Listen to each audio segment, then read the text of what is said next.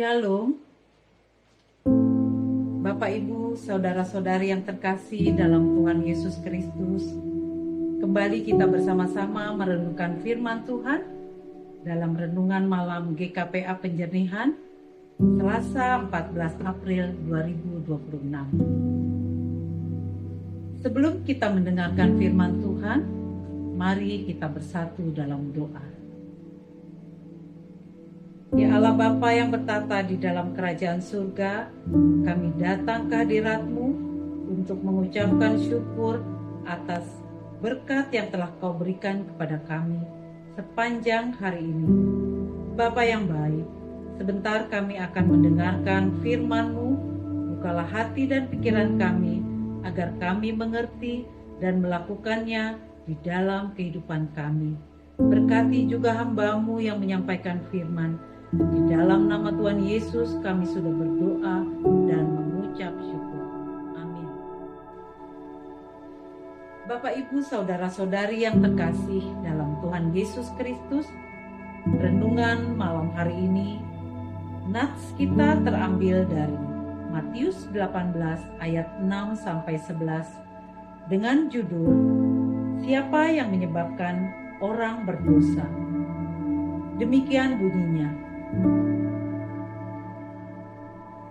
Siapa saja yang menyebabkan salah satu dari yang kecil di antara yang percaya kepadaku ini berbuat dosa, lebih baik baginya jika sebuah batu giling diikatkan pada lehernya, lalu ia ditenggelamkan ke dalam laut. Celakalah dunia dengan segala hal yang menyebabkan orang berdosa. Memang hal-hal itu harus ada, tetapi celakalah orang yang mengadakannya. Jika tanganmu atau kakimu menyebabkan engkau berbuat dosa, penggal dan buanglah. Lebih baik bagimu masuk ke dalam hidup dengan tangan buntung atau timpang daripada dengan kedua tangan dan kedua kaki utuh dicampakkan ke dalam api kekal. Jika matamu menyebabkan engkau berbuat dosa, cungkil dan buanglah. Lebih baik bagimu masuk ke dalam hidup dengan satu mata daripada dengan dua mata dicampakkan ke dalam api neraka. Ingatlah, jangan menganggap rendah salah seorang dari yang kecil ini, sebab Aku berkata kepadamu, malaikat mereka di surga selalu memandang wajah Bapakku yang di surga. Sebab Anak Manusia datang untuk menyelamatkan yang hilang. Amin. Demikianlah firman Tuhan dan tema kita pada malam hari ini, hati-hati jangan menjadi batu sandungan. Bapak, Ibu, Saudara-saudari yang terkasih dalam Yesus Kristus, firman Tuhan ini mengingatkan kita bahwa hidup kita bukan hanya tentang diri kita sendiri.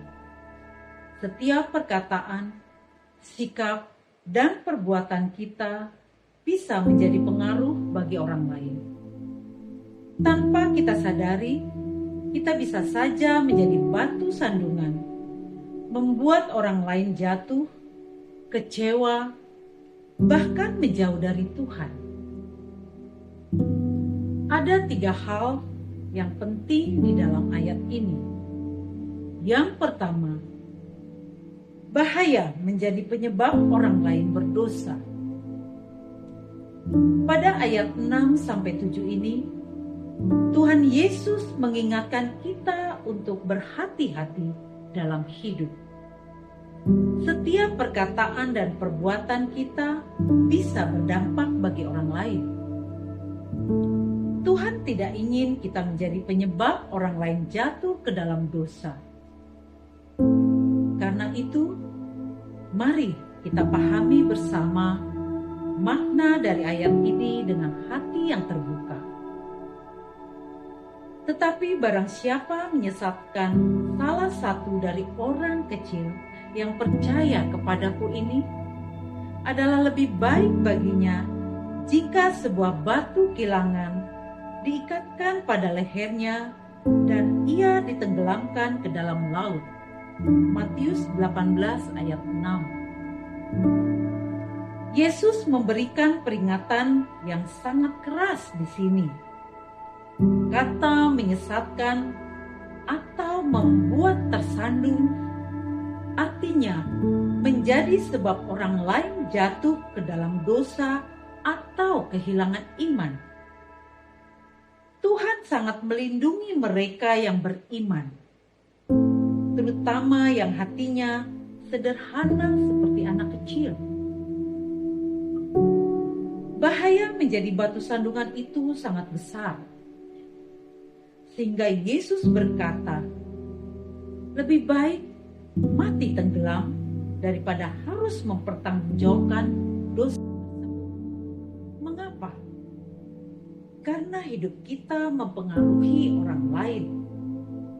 Jika kita yang mengaku Kristen hidup tidak benar, orang lain bisa kecewa dan berkata,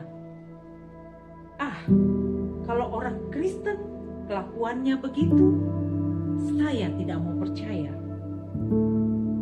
Ibrani 3 ayat 12-13 dikatakan, hati-hatilah supaya jangan ada di antara kamu yang hatinya menjadi jahat, tidak percaya, sehingga ia mundur dari Allah yang hidup.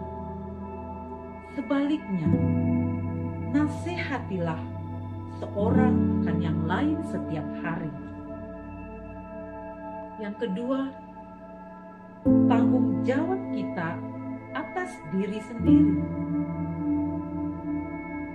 Jadi jika tanganmu atau kakimu menyesatkan engkau, peganglah dan buanglah itu. Dan jika matamu menyesatkan engkau, cungkilah dan buanglah itu. Matius 18 ayat 8-9. Yesus menggunakan bahasa kiasan yang sangat kuat di sini. Beliau tidak menyuruh kita memutilasi tubuh, tetapi mengajarkan tentang keputusan yang tegas. Jika ada kebiasaan, pergaulan, atau hal-hal dalam hidup kita yang membuat kita sendiri berdosa dan sekaligus bisa membuat orang lain tersandung, maka kita harus berani membuangnya jauh-jauh. Ini menunjukkan bahwa menjaga kekudusan hidup bukan hanya untuk diri sendiri, tapi juga demi keselamatan orang lain yang melihat kita. Kita tidak boleh main-main dengan dosa, karena dosa kita bisa menjadi contoh buruk bagi orang lain. Bapak, Ibu, saudara-saudari yang terkasih, maka jika makanan itu menyebabkan saudaraku jatuh ke dalam dosa, maka aku tidak akan makan daging selama-lamanya, supaya aku jangan menyebabkan saudaraku jatuh ke dalam dosa. 1 Korintus 8 ayat 13. Yang ketiga, nilai setiap orang di mata Tuhan. Janganlah kamu meremehkan seorang pun dari orang-orang kecil ini, karena malaikat mereka di surga selalu memandang wajah Bapakku. Matius 18 ayat 10. Bagian ini mengingatkan kita akan kasih setia Tuhan.